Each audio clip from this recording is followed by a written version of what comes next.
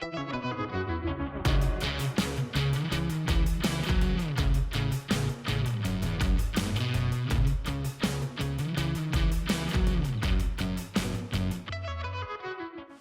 up, y'all? It's your host, Will Cooper, coming back for another episode of the Hunt Stand Podcast. On today's episode, we're going to be talking mountain turkey hunting.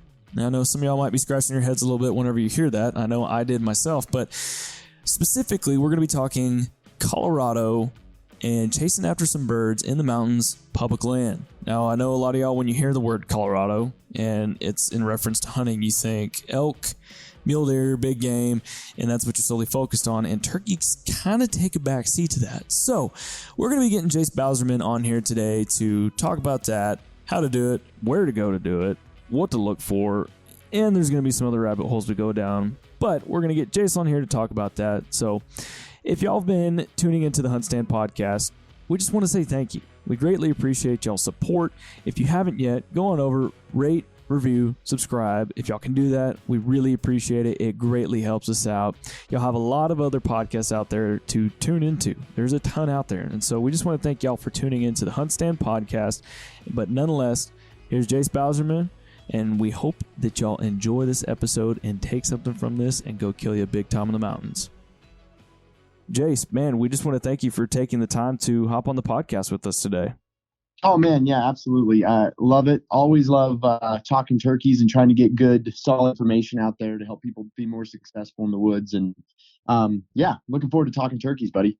Love it, man. Love it. Well, one of the things I like to start out the podcast with is giving us the 30-foot tree stand view of who you are. You know, where you from, where you live, what do you love about hunting the most, and who got you into it. So let's dive into Jace, man. Yeah, man. So it's interesting, I guess. I wasn't born in a raised hunting family at all. And so I spent a lot of time outdoors. We were always, riding dirt bikes, that sort of thing. My dad was a motocross racer. And so we were always outside. And I don't know, I just started to really fall in love with being in the outdoors. I wanted to be out there more and more and more, and started actually reading a lot of different hunting magazines, things like that. And that was kind of my outlet. So, I didn't really have it take me at the start to really show me the ropes, but I got my hands on an old 12 gauge shotgun, pump action, Remington 870 is what it was.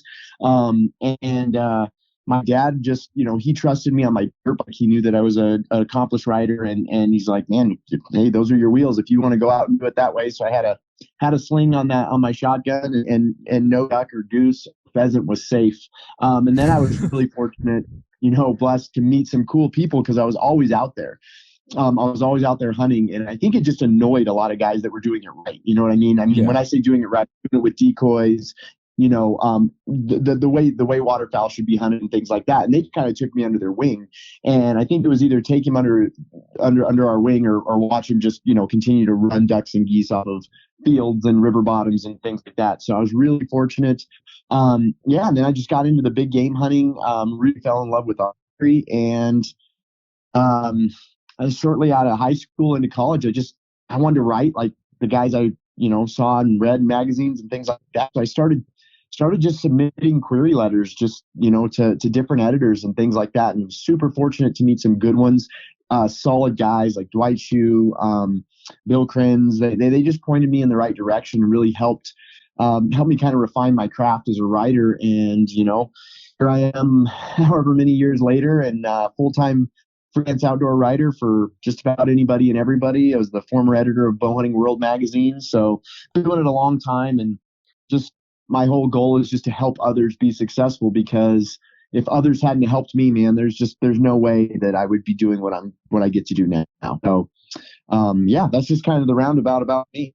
Sweet, man. I love it. And it's, kind of just backtracking just a quick second, it's pretty awesome that I think that's how the hunting community grows, by us giving back, what we've learned, what was taught to us. And then, like you said yourself, you like helping others out and just essentially passing the torch for later generations. It is, man. And we get super protective, we get super protective of our spots. We get super protective of this or that, or, but at the end of the day, there's so much fighting against us as hunters and outdoorsmen right now. We can't be, we've got to be the solution and not the problem. We've got to be the light and not just, go after each other. It's just there's a lot of things out there, but I just try to keep a real positive outlook on things and just keep pushing forward every day, trying to be better. And that's just kind of my whole goal. That's all you gotta do, man. That's all you gotta do. But you gotta kind of keep those little honey holes, kind of secretive. And yeah.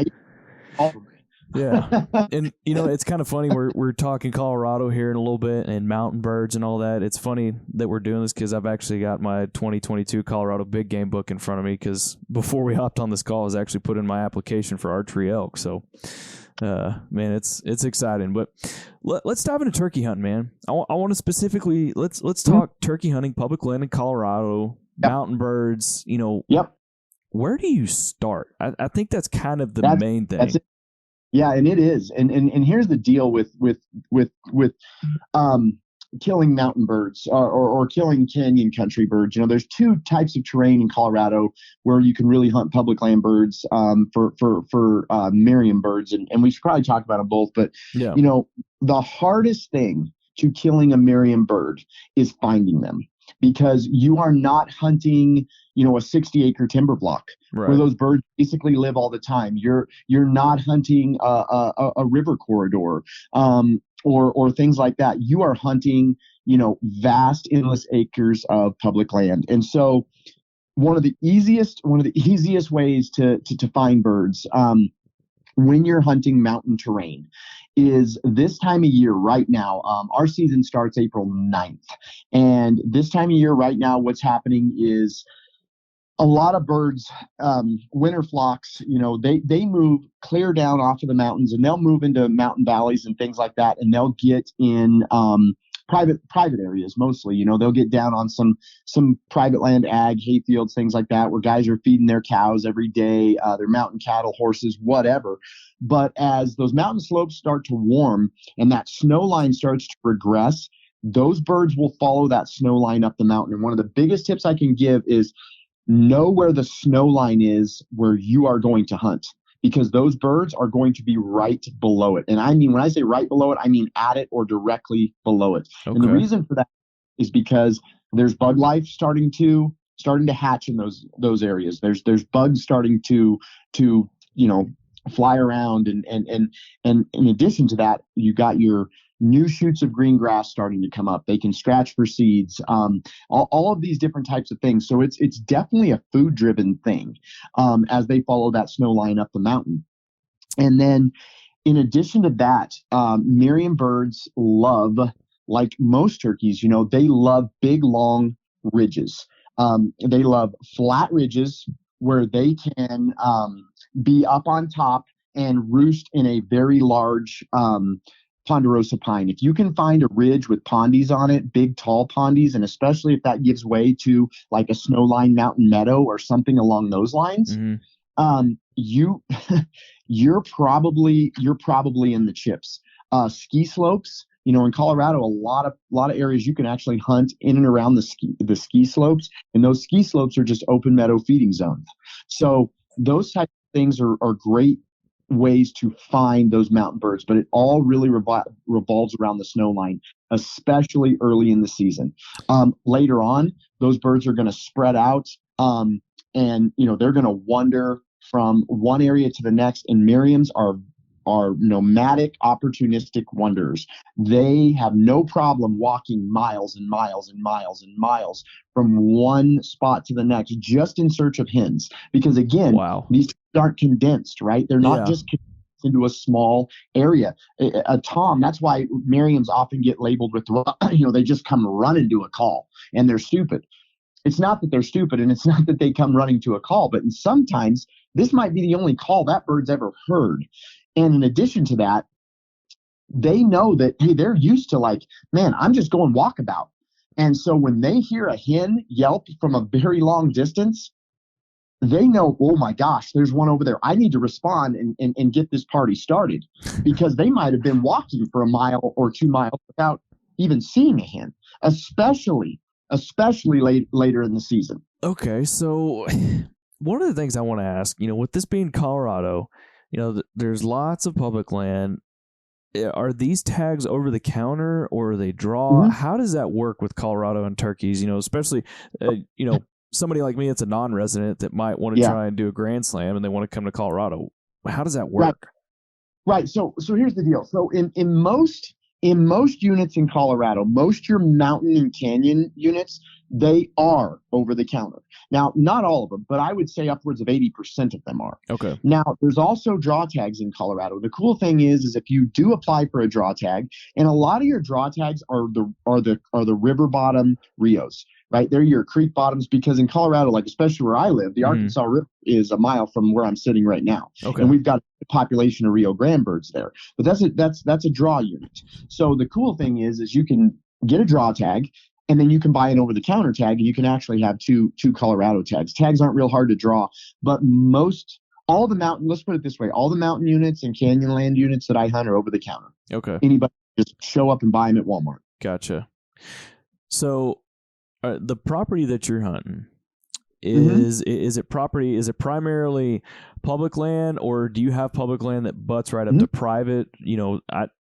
Kind of around that Durango area, you have some of those crop fields, or what? Tell us about kind of the terrain and the features that you're hunting.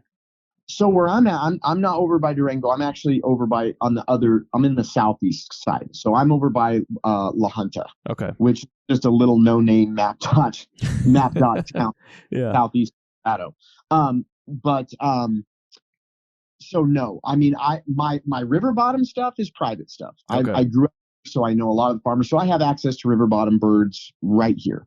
But all but one little chunk of my Merriam stuff is all mountain birds, canyonland birds, that sort of stuff. It's totally public land, and a lot of it is public that butts up to private. And I try to look for that's something else you can think about is try to look for those private land areas where birds are spending their winter because they're going to access that immediate national forest areas or BLM or whatever it is. Once those slopes the snow starts to melt out, they're going to come off of those private land areas and start to, spreading out up into the mountains. Gotcha. So know where birds are concentrated during those winter months. And right now, even our birds here are still pretty much in wintertime flocks. They're just now starting to break up a little bit. But, if you know where they are and you can say, okay, there's a great chance to use your hunt stand app, man. I mean, you're looking at your app, you're seeing areas and you're like, okay, these birds are really concentrated in this guy's cattle pasture. Well, this guy's cattle pasture is large and it butts up to about some south-facing slopes that are going to warm quickly, going to get that snow melted off. That's probably where those birds are going to move towards as they start to spread out their rut and follow that snow line up the mountain. Gotcha. Yeah, I was gonna ask that. Coming back to that whole wintering bird, like where y'all get some crazy snowfall up, especially in the mountains. Like, how do these birds survive? Where do they go? Dude, they're so tough. They're so tough. And honestly, a lot of them will go. I mean, you can literally drive past a rancher's. When I say rancher, I mean, I'm talking, a guy up in a mountain valley. Let's just say that up in a mountain valley, he's having to push snow to even go feed his cattle, drop them hay, wheat hay, oat hay, whatever, just straight alfalfa, those types of things. Those birds will actually roost sometimes in that guy's yard because they're just flying up into whatever tree that they have access to around there, or if he has some, little creek, mountain creek bottom, that sort of thing. Then they can fly into those pastures and they can dig through the cow crap. They can, peck at the leftover grain, any of that sort of stuff. Yeah. And that's really, really how they make it. But they're amazing because they're so nomadic and they're so opportunistic. And later, into April, middle of May, it's not uncommon to find a Merriam above 10,000 feet. God, that was my next question. Was like, how with this elevation? Yeah, they're going to go. They get up and go and walk and move, and they'll really spread out. They're not afraid to get up there into the high country at all. I've never seen a bird. I wouldn't say I've ever seen a bird over like 10-1. Okay. That 10,000 is kind of the cap for them. But they will get up there. They'll get up there and roam around and especially, as the snow completely starts to dissipate and more ground opens up for them to access. What would you say is kind of the elevation zone, if you will, that sweet spot for mountain birds? Yeah. It's the sweet spot for mountain birds is going to be between about 7,000 and 9,000. Okay. That's going to be your money zone. 7,000 to 9,000 is where you're going to want to spend a lot of your time. Right now, those birds are about as low as they can get, because we still do have, our mountain stuff has gotten hammered with some snow and things like that. But 7,000 to 9,000 is a good elevation line. But again, so much of the early season stuff revolves around where that snow line is. Okay. So, where that snow line is all the time. And people will say, like, well, how do I know that? How do I know where the snow line is? How do I know where the snow line is? Man, call the National Forest Service office. They're everywhere out west. You just call them and say, hey, what elevation is your snow line at? And I've had to tell me, I don't know. I've never had anybody ask that for me, but I can find out for you. And then they ask a guy that's out there, and that's pretty easy. They know where the snow line is. They've got maps and markers and indicators, and they can tell you, hey, current snow line is at 6,200 feet, in this area. That's about where the snow line is. Okay, well, you need to concentrate at 6,198 feet, that area. So, yeah. With you being in Colorado, when it comes to, you've got a lot of snow on the ground, basically leading up to opening of turkey season. So are you getting some boots on the ground where you're going to go hunting, or you heavily relying on e-scouting? Like, what's kind of your process before you go diving in? Man, honestly, for me, most of these spots have been hunting for a very long time. Okay. I don't put near the boots on the ground as I used to. But if you are able to, that is the best way. E-scouting for turkeys, western birds is kind of hard. It just is. It's not impossible, because again, you can triangulate, right? Yeah. You know elevation of snow line. You can where private property is. You can know where south facing mountain slopes are. You can find long ridges with ponderosa pines, or just pondies are their favorite, but tall pines, if there's no pondies in the area, those sorts of things, and you can start to piece stuff together. Yeah. You can start to piece stuff together, but one of the best ways is just to take, if you have an area that looks good, somebody recommended an area, you think you're onto something on your mapping, on your hunt stand system, you think you're really onto something, my suggestion is arrive a couple days early, and dedicate more time into scouting and less time into hunting, because once you find them, you're going to kill them. And I don't lightly. It's true. If you are a good turkey hunter and you find birds and they're not being pressured by other hunters, you're going to kill them. So again, the hardest part is often finding them. And you just have to be willing to burn some boot leather. And you really need to be able to burn some boot leather. If there's spots that I have, and people will say, "Oh no, there's no way you did that for a turkey." Well, I love turkeys. So there's been people that I've taken that are like, "Oh my gosh, you really did do that." I've got a spot that's an 11-mile walk, and there's no other way to access it. There is zero way to access it. That was my next question for you. Is like, I was going to ask you, like, now that's extreme, right? That is extreme. Don't get me wrong. I've killed mountain birds 200 yards off a 4-wheel access road. Yeah. That's the facts. But this spot, I know that I can go in there, and I'm going to be hunting turkeys that probably not seen another human since I was in there last time. There's a few people that know where it's at, but the last time I was in there, which was, I didn't go in there this last year, but I took my son in there the year before, my daughter in there the year before, myself, and a really, really good friend. Mm-hmm. And we killed 4 birds in there in 4 trips. Wow. So we made, and it's silly. There was 19 toms. Good night. And yeah, so, and they're just gobbling to beat the band. It's the time, you can't do anything wrong. They're just going off in there. So it's just the willingness to go, okay, this spot looks like it, and you got to remember too, Merriam birds are vocal. They have the weakest gobble of all the subspecies. I've talked to some NWTF biologists about this, and they concur that the Merriam bird, though it's an extremely large bird because of where it lives, vocality of that bird is not great, but they love to gobble. And so what you can do is, a lot of times I just like to get up and access high points. Put your locator calls to work. I like a hawk screech. I like something that screams when I'm locating birds out west. Okay. I mean, I want that is piercing, because that mountain air will carry it, right? You have relatively low humidity. Mountains, there's very little humidity most of the time, especially that time of year.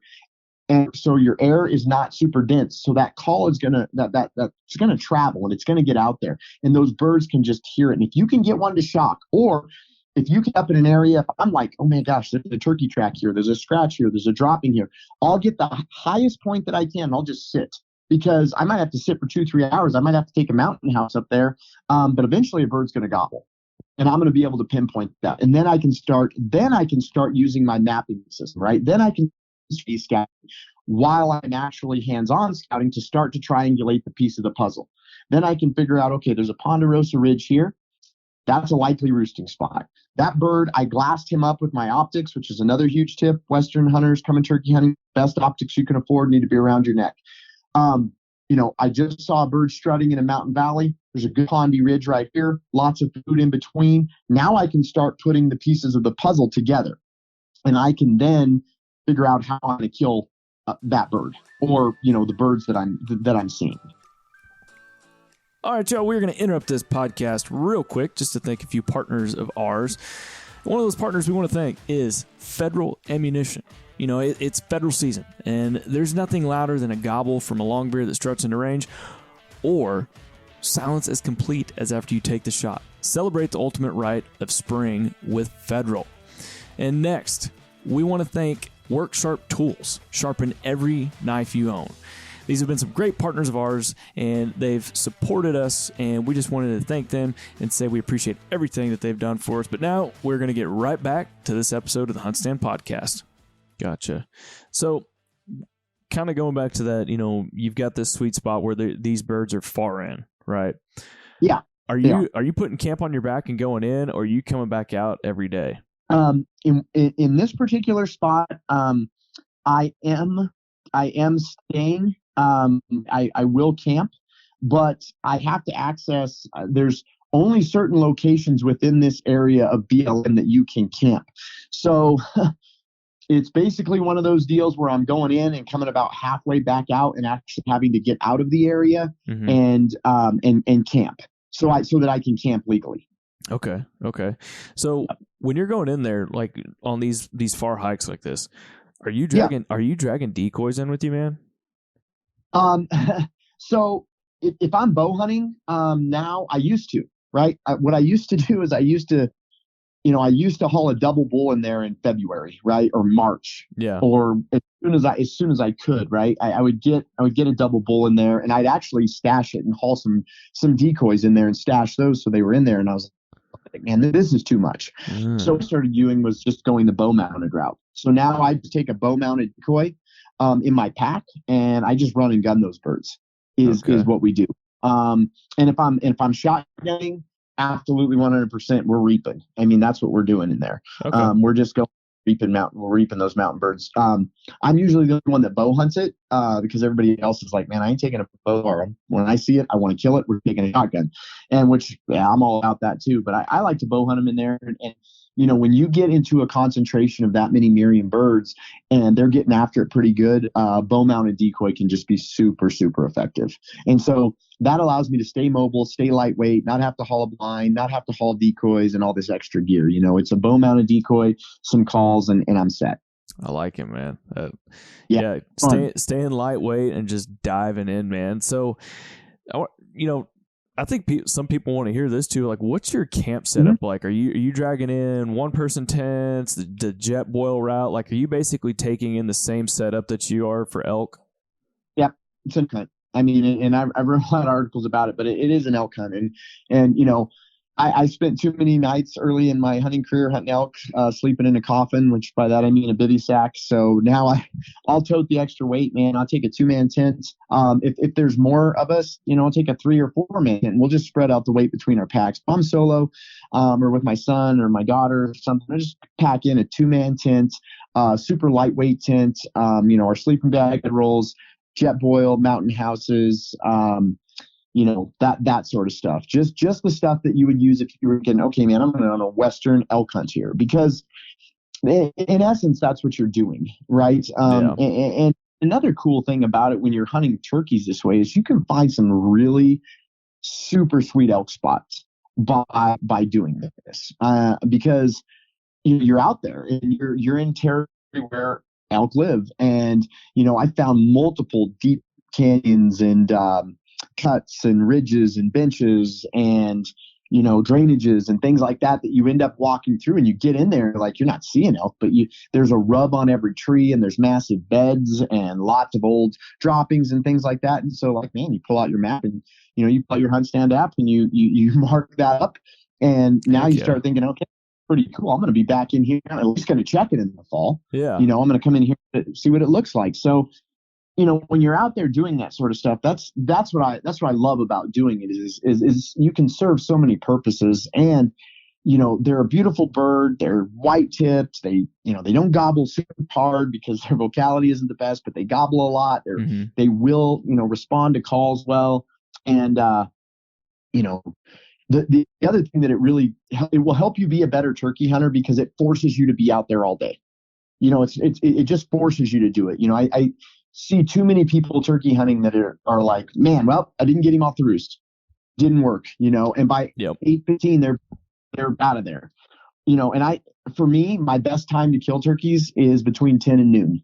That might be for me, but that's my best time. I mean, we were in Nebraska this last week, and that's hunting, you know, private land, kind of river corridor, riparian habitat birds. And I killed 2 birds, and my buddy killed 3, and all 5 of those birds were killed between 10 and 11:02. Dang. Because I document everything, you know. So it's like when you're hunting mountain birds and you're in deep, you don't have any choice. You're there. I mean, what are you gonna do? Turn around and walk out and try to be back in there by, you know? No, you're out there and you got to hunt. And I think it's helped me become a better hunter just in general. Yeah. Man, I like that. I do. So I want to talk calling. You know, I've done some podcasts here recently and talked with some other guys that, depending on, you know, what subspecies they're hunting, where they're hunting, it'll depend on how aggressive they are with their calling, or if they're going to play hard to get. So what's your style when you're attacking these Merriams in the mountains? So my style is, you know, a guy told me once, first time I deer hunted in Kansas, a guy told me, hey, man, deer calls were meant to be used in Kansas. Yeah. He's like, those horns together. So I believe the same thing about mountain Merriams. Turkey calls were meant to be used for mountain Merriams, because they will come so far. I mean, it's ridiculous how far a bird will come, because if you're in an open, like, Canyonland type country or lower mountain country, and you're running through glass, right? I mean, I've watched birds, I've called at birds and watched them gobble. I can't hear them, but I can see them throw the neck forward and hammer and come from 500-600 yards. I mean, that's ridiculous, but it's a fact. And so, again, I do play on, okay, how are they acting, right? Like, if I'm in an area where, when hens are really talking, if you're getting around hens and they're really vocal after coming off the roost, or they fire up around 9 o'clock, you know, toms are really gobbling, I don't think you can be too aggressive with Merriam birds. I really don't. Okay. I think in most cases, the more aggressive, the better. Now, again, the same hold true though. You know, if you're out there and you know where birds are, and it's like, man, you know, gobbled a couple times on the roost, hens, you know, you got some tree yelps, maybe, you know, got a fly down cackle or something like that, and then boom, 0. And they're not talking a lot, and they're not, well, you know, I kind of try to match that. Most instances, Merriam birds are very responsive to calling. if again, it all relates back to pressure too. Mhm. If it's a spot where these birds have had everything in the kitchen sink thrown in, you know, maybe not so much. But if you're hunting unpressured birds, man, and another tip I'll give when calling is don't be afraid to get really loud. And when I say really loud, I mean really loud. I mean, don't be afraid to get a box call that just cuts, man, hammers and pierces. Because again, we want that sound to carry, right? We really want that sound to carry. And I've located so many birds that way. Just getting up on a ridge or a bench or a high spot and just letting that box call eat and get a bird to fire that maybe is far off. Like, what was that? Like when an elk bugles, like, was that a bugle? Was that a gobble? Mhm. And you sit there for a minute and yep, that was for sure a gobble, because when you get one usually to hit it that away, he's gonna and you stop, he's gonna continue to fire because he wants to know, okay, he's thinking the same thing. Well, where are you? I need a hint. I'm way over here. So those are just some calling tips, man. Gotcha.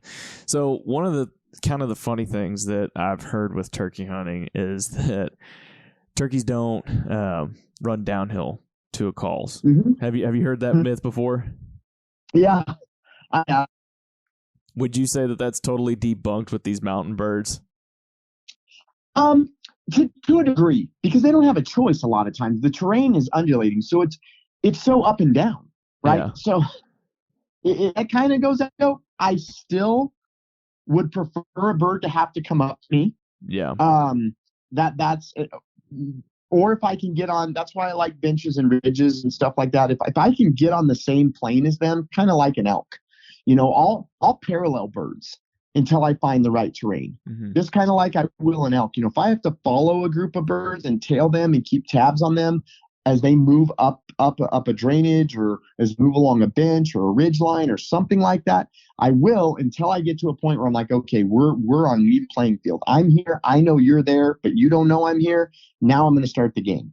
But yeah, I mean, don't think a bird won't come downhill. Just, the thing about when they come downhill, the big talk is, well, they have the advantage because they can see. And we both know everybody knows how well turkeys see. So if you are going to try to drag one and he's going to have to come down, I definitely would like a decoy set. If you're shotgun hunting, a decoy set is probably super important for something like that. And if you're bow hunting, same. But again, you can always, of course, go like I do with the bow mounted decoy. But yeah, I mean, I've killed turkeys that have come downhill to me. I've killed Marion birds that have come downhill on a sprint. Dang. You Yeah. can't get there fast because they might not have heard a hen in 4 days. They're 2-year-old pair of 2-year-old gobblers that have been kicked off of the main flock by the older birds, and they've really been pushed off. So they went walkabout and they got out in the wilderness and they're like, crap, there's no hens here. I got to start working my way back. And you just happen to catch them out somewhere. That's happened to me a lot. Jeez. And those birds are like, they're they're coming because that's why they let. I mean, they didn't want to leave that group. They didn't want to leave those hens. They're sick of getting the crap kicked out of them every day and having to deal with this. So they were like, well, piss on it. I'm going to go find my own group of hens. Well, as it turns out, there wasn't any hens over there. Now I'm 4 miles from the main flock. But wait a minute, that was a hen. Well, it's true, but you're using your hen calls and it's like, boom, you're in the chips that quick. Heck yeah. So one of the things I want to ask you, I'd say for the non-resident guy that wants to come hunt in Colorado, what is probably your best advice or best couple of pieces of advice for that guy that's wanting to come to Colorado and chase these mountain birds? So the first thing is that first year, right? The first time you come, have low expectations. And I don't want anybody to hear that the wrong way. I don't mean not set goals because I'm a big goal-oriented person. Yeah. What I mean is having low expectations is it might take you one full hunt just to figure out, think of how long sometimes it takes to figure out a 340-acre section of dirt. Yeah. You might be figuring out a 30,000-acre piece of, whatever, where you need to first think about, okay, my goal in coming out here is I want to find some birds. I want to learn what these birds do, and I want to find them where I'm at. And that is one of the biggest pieces of advice. Don't come out with just the expectation that you're just going to come out here and hit a box call and hold, well, Merriam are so stupid they come running. If you get around them, possibly. But if you're not around them, so you need to be able to develop your system for finding birds. And then once you locate birds, again, using your scouting, scout more, hunt less type of mentality, and really try to hone in on what those birds are doing. Because if you can string together spots, typically those spots will be turkey spots year after year after year. So, that first year you coming out, use it as a great trip to come out and say, hey, I'm going to look for some shed antlers. I'm going to find me an elk spot. I'm going to find these turkeys. Hey, maybe I'll kill one. But overall, I'm using this as a development process to finding some Western spots where then I know that, hey, the next year, man, I'm out there and I'm in the chips. You might find a great spot with 5 hours left in your hunt and go, oh, if I just had 2 more days, but you got to go back. Mm-hmm. Well, that's a great thing here. You know what I mean? So that's what I do when I have, say, lower expectations. The other thing, and this is the most important one, you're going to have to go. And I mean, you got to get off the beaten path in most instances. Like I said, I have killed a lot of birds, a lot of them, 100 yards off an access road, driving my truck, get lucky, right? See some birds cutting across the ridgeline, going through a meadow. But the best turkey hunting I've had, the best spots that I have are all more than 3 miles off of an access road. Yeah. All of them, every single one of them. So you have to invest some time into going into an area just to check it out and realizing, crap, I just walked through and this spot sucks. It's a ghost town. Okay, well, that's too bad, so sad. That's the way it is. Mm-hmm. Check that spot off the list and move to the next one. And that relates to into going into that lower expectation deal, because you, just like with elk, you're going to go to spots that you thought were going to be really something. Maybe a biologist even told you it was awesome, or a friend told you, or you struck up a conversation with somebody on social media, but you got in there and it was not what you were expecting. You can't dwell on it. You just have to go, okay, well, 3 miles back to the truck and another 4 miles up the trailhead, and I'm walking another 2 miles into my next spot. You just kind of have to have that mentality. Got it. So yeah, what I'm hearing is, man, it's super, super similar to doing an elk hunt out there. There's lots of similarities. It is. It's a feathered elk. I mean, when you think about it, they're vocal. A lot of people always say, you actually comparing turkey hunting to elk hunting? Absolutely. I hunt them the same way. And I've got a lot of good buddies that are Western elk killers. I mean, these guys that are 10%ers, they're getting it done every year on public land on elk. Mm-hmm. And they'll tell you the thing. They'll say, man, when you go hunt mountain turkeys, you hunt them like you hunt elk. So when you do start to kill mountain turkeys, it's like a gateway drug for the West. I mean, you come out and you start shooting Merriam birds, come out and spend that $700-800 whatever ridiculous amount we're charging now for a non-tag, and come out and try your hand at that, because you're going to find some spots. You're going to develop some ideas and theories and things like that, and then you can go put those ideas to practice. It's just it's a great opportunity. It's a great opportunity for any hunter. Love it, man. Well, you got any other kind of last golden nuggets, any special secret sauce recipes you want to share with the listeners on mountain birds? Yeah. Something else to keep in mind. Don't overlook foothills either. Colorado's got a lot of foothills. When I say foothills, I mean more like cedar country, right? Less pines, more cedars, and pinyon.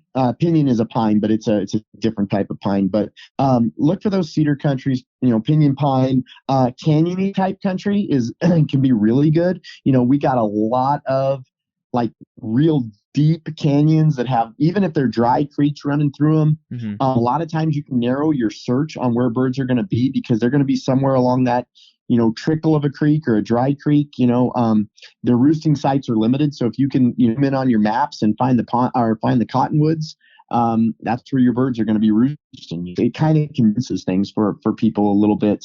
So that's one thing. Don't just think about mountains entirely. And the other one is, if you are going to do, if you're going to, you think, hey man, I'm going to have to camp. I'm going to have to spend some time out there. Don't make it uncomfortable. That's just one tip I'm gonna give. I've done too many elk hunts. I've done too many Western turkey hunts where I'm just like, I made it super uncomfortable. And what I mean by that is, food selections sucked. Right? Yeah. I mean, my food selection sucked. I didn't take a little blow up or self-inflatable mattress pad. I went the bare minimum on my sleeping bag. I froze to death because it's still 12 degrees up there in some places at night. Plan your gear accordingly. Yeah. And then you be comfortable. And when you're comfortable and you're well fueled, and by well fueled, I mean you're eating well, you're taking in a lot of calories because you're going to burn a lot of calories. Mm-hmm. You're taking in, 2,000 to 3,000 calories a day because you're going to be burning that easily in most instances. And you're replacing it with good protein, good carbohydrates, lots of water. You're just going to feel better, and you're going to be up there, and because it's easy to get out there and get discouraged very quickly. Be like, there isn't a bird within miles, and I've been out here for 2 days and I'm tired and this sucks. And it's like, well, I'm going to go. And you just, if you can take and be comfortable, and even if it causes you a little extra weight, to tote, comfort in a lot of instances is key to being successful, in my opinion. Yeah, man, it's funny that you're saying this because I went elk hunting this past September up in Colorado, and the guys that I went with, they were making fun of me when I was packing up. We were putting our packs together at base camp. We were going to go spike camp in, and they're like, man, why are you taking all that stuff? I had my 0 degree bag. I had my inflatable mattress pad. I had enough food. I made sure that, I had the bare necessities that I would still be comfortable but not be miserable. And one of the guys didn't take a sleeping bag. The other one didn't take a inflatable pad because he wanted to cut on weight. And it was funny. We set up our camps. We ate dinner that night, and we woke up the next morning. There's frost everywhere. It was just one of those cold mountain mornings. And I wake up, I got condensation on the inside of my tent. It was nice, warm, bundled up, and I step outside and they're huddling around this little fire. I'm like, dang, what's wrong? I was like, oh man, I froze my ass off last night. I'm like, you did. Well, I bet you did. Well, guess what? I sweat my ass off last night. So that's right, man. That's right. And you're getting better sleep. You're sleeping more. And all that goes back to being able to stay out there and make good decisions and have clarity and not be miserable, and because things will start to tug on you. It really it gives you that edge. It does, for sure. It does, no question. Sweet.